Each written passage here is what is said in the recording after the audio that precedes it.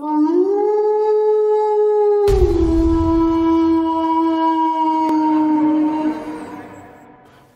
of this madness started way back in the 90s when I bought my first camera for my dental technician money and I made my first films.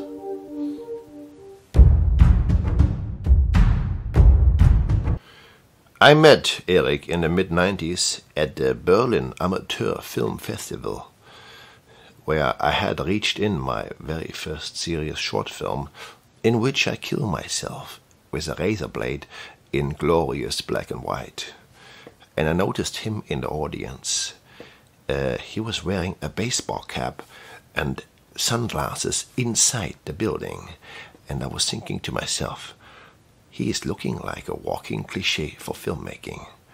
And we ended up sitting next to each other. And in his film, he hanged himself. And right away at this moment, I knew we had something in common.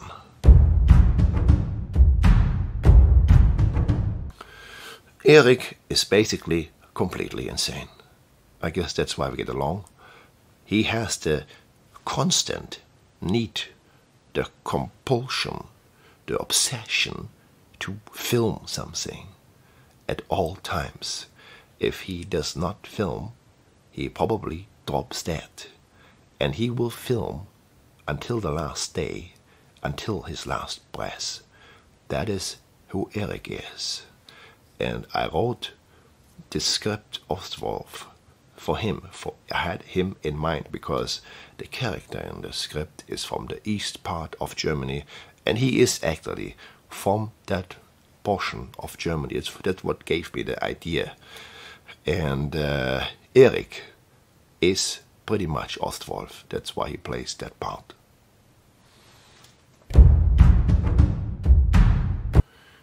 So Erik was quite impressed with my special effects in my film, so he invited me to collaborate on a project in Munich for one of his friends. He made a film there, and I agreed to do the special effects and he would do the camera work. The film was Blood Hippies, a short film like a horror exploitation kind of thing. And the story is a crazy couple kidnap people, put them in the back of their van and do horrible things with the victims. And I had to make a cut off hand, a cut off foot and a cut off breast. For the breast, I didn't have a female model to cast the breast in a traditional way. As well, back then I was a total nerd. And so I had to sculpt the breast from a picture. So I purchased a Hustler magazine as a reference and I sculpted that breast and molded it. For the body parts, I used a material called ELASTO skin that they had at Kryolan in Germany back at the time.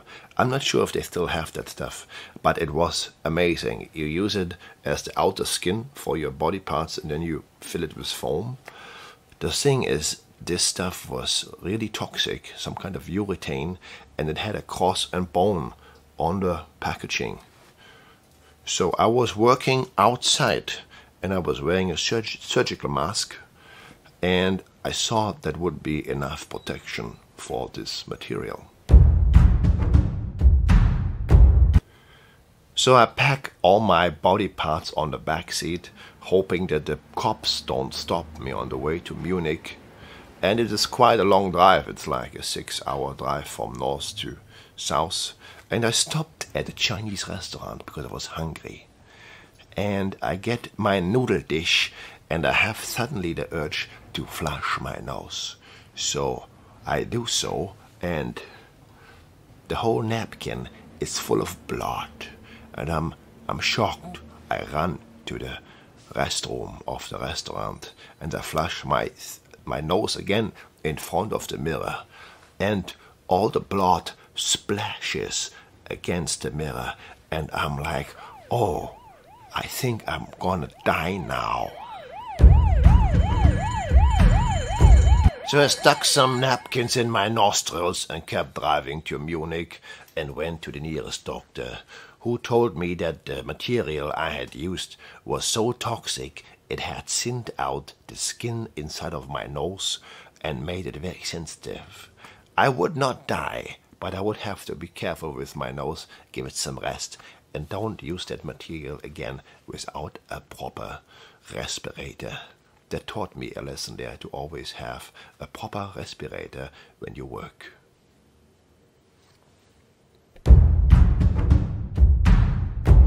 So I got to Munich and we started filming, and there was a scene where the couple who captured this guy in the van, he escaped and he runs over a field. And he's naked, bleeding and screaming. And they shot this scene in the daytime outside in Germany somewhere in broad daylight. And I'm still wondering to this day how we not all got arrested that day. They had some Outlook people who were watching the streets, even though I think 1 or 2 cars made it through, and they probably did not see the naked man being chased by a car, bleeding, screaming, and naked.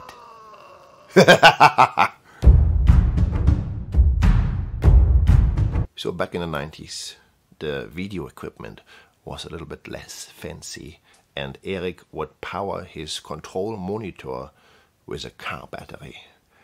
And I was carrying the battery for him.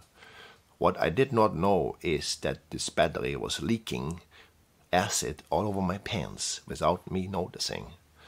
And then it started raining shortly after, and the rainwater with the battery acids caused my jeans fabric to mutate into a hard, brittle substance.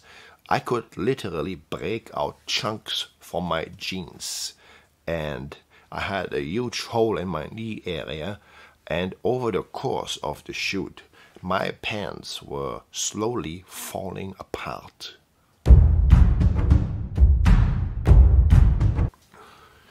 We were staying with the director in his apartment, and the director made the wise choice to cast his ex-girlfriend as one of the actors for the Psycho couple, and his girlfriend at the time was not happy about that. So we were staying with them in the next room, and we could hear them in the other room arguing, screaming, throwing objects at each other over the issue that he had used his ex-girlfriend. And then we just left quietly the building and had some drinks around the corner while they were slowly destroying their own apartment. These were my first experiences with Erik. We would go on to do other short films together, and later to create Germany's smallest soap opera, the WG am Heidplatz, the living community at the Hyde Place. Here is the intro clip.